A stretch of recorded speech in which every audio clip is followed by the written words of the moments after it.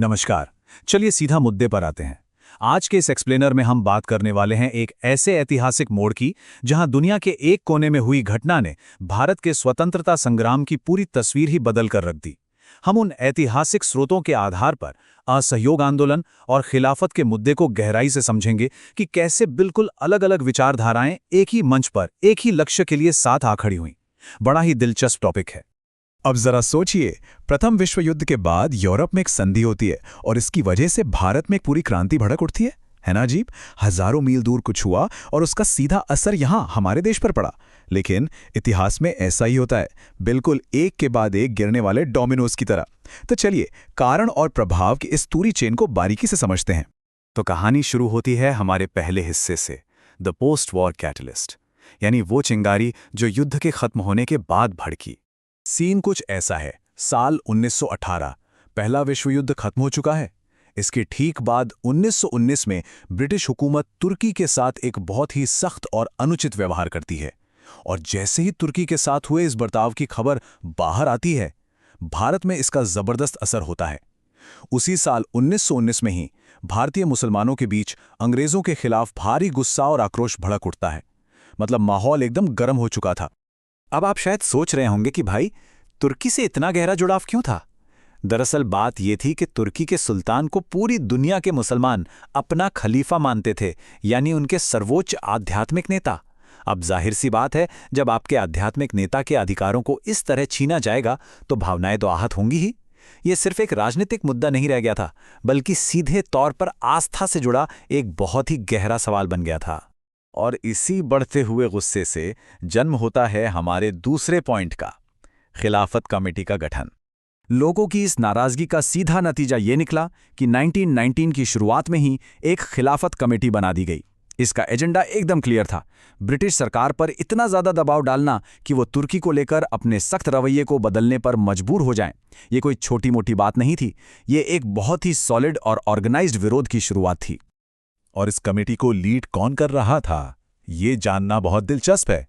इसके प्रमुख चेहरों में थे शौकत अली और मोहम्मद अली, जिन्हें हम इतिहास में मशहूर अली बंधु के नाम से जानते हैं। उनके साथ थे मौलाना आज़ाद, अजमल खान और हसरत मोहानी। इन दमदार और प्रभावशाली नेताओं ने लोगों को एकजुट करने और अंग्रेजों के खिलाफ एक मजबूत जनमत तैयार करने का जिम्मा उठा लिया था। तो इनकी मुख्य मांगें क्या थीं? इन्होंने अंग्रेजों के सामने दो बहुत ही साफ और सीधी शर्तें रखीं। पहली कि मुस्लिम पवित्र स्थानों पर खलीफा का कंट्रोल पहले की तरह ही पूरी तरह बरकरार रहना चाहिए, और दूसरी शर्त यह थी कि युद्ध के बाद जो भी क्षेत्रीय बंटवारा हो उसमें खलीफा के पास अपना रुतबा और स्थिति बनाए रखने के लिए पर्याप्त इलाके छोड़े जाने चाहिए। लेकिन बात सिर्फ मांगों और अपीलों तक नहीं रुकी। यहां से आता है हमारा तीसरा हिस्सा, ए शिफ्ट टुवर्ड्स मिलिटेंसी, यानी जब आंदोलन ने एक आक्रामक मोड़ लिया।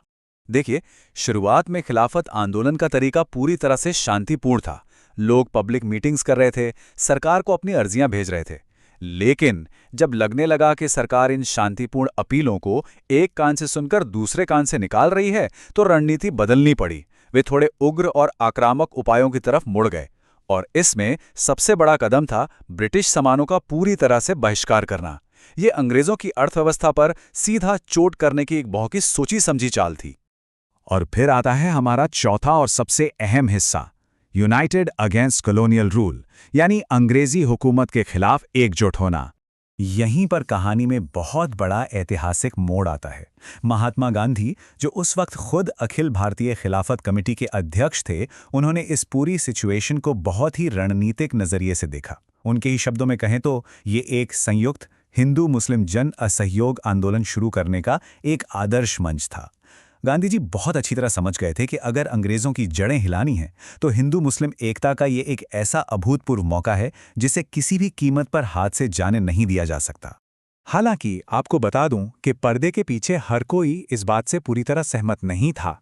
बाल गंगाधर तिलक शुरुआत में इस गठबंधन को लेकर थोड़े सशंकित थे।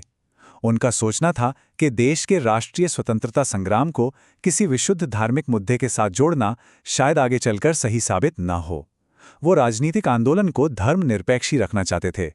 और सच कहूं तो उस दौर में ये एक बहुत ही गहरी और अहम वैचारिक बहस थी। तो फिर सवाल ये है कि आखिर कांग्रेस ने इस असहयोग कार्यक्रम को मंजूरी क्यों दी? खैर, इसके कई मजबूत कारण थे। पहला, कांग्रेस इस मौके का इस्तेमाल राष्ट्रीय एकता को और ज्यादा मजबूत करने के लिए करना चाहती थी। दूसरा, वो चाहते थे कि मुस्लिम जनसमूह भी आज़ादी की इस लड़ाई में पूरी तरह से शामिल हो जाएं। तीसरा और बहुत ही दर्दनाक कारण था पंजाब में हुए जलियांवाला बाग हत्याकांड और हंटर कमेटी की पक्षपाती रिपोर्ट। इसके बाद लोगों का संवैधानिक और शांतिपूर्ण तरीकों से पूरी तरह भरोसा उठ चुका था। और सबसे बड़ी बात, आम जनता खुद सड़कों पर उतरने और अंग्रेजों को करारा जवाब देने के लिए एकदम बेताब थी। और ये पूरी एकता तब एक अजेय ताकत बन गई जब मुस्लिम लीग ने भी एक ऐतिहासिक फैसला लिया। मुस्लिम लीग ने अपने लक्ष्यों को इस बड़े राष्ट्रीय आंदोलन के साथ जोड़ दिया और कांग्रेस को अपना पूरा समर्थन देने का ऐलान कर दिया। ये वो पल था जिसने भारतीय इतिहास की दिशा ही बदल दी और ब्रिटिश हुकूमत के सामने एक ऐसी विशाल चुनौती खड़ी कर दी जिसकी उन्होंने कभी कल्पना भी नहीं की थी। अब हम आज के इस एक्सप्लेनर के बिल्कुल आखिर में आ गए हैं, लेकिन जाने से पहले मैं चाहता हूं कि आप इस अंतिम सवाल पर थोड़ा गहराई से विचार करें। धार्मिक शिकायतों को राष्ट्रवादी आंदोलनों के साथ जोड़ने का दीर्घकालिक प्रभाव क्या होता है? इस ऐतिहासिक गठबंधन ने उस वक्त तो राष्ट्रीय एकता की एक जबरदस्त मिसाल कायम की, लेकिन क्या इसके नतीजों ने भविष्य की राजनीति और हमारे समाज को किसी अलग तरीके से आकार दिया? ये एक ऐसा जटिल सवाल है जो इतिहास को समझने के लिए आज भी उतना ही जरूरी है। स्रोतों पर आधारित हमारा आज का ये एक्सप्लेनर यहीं खत्म होता है। तब तक के लिए नई चीजें सीखते रहिए और अपनी जिज्ञासा बनाए रखिए।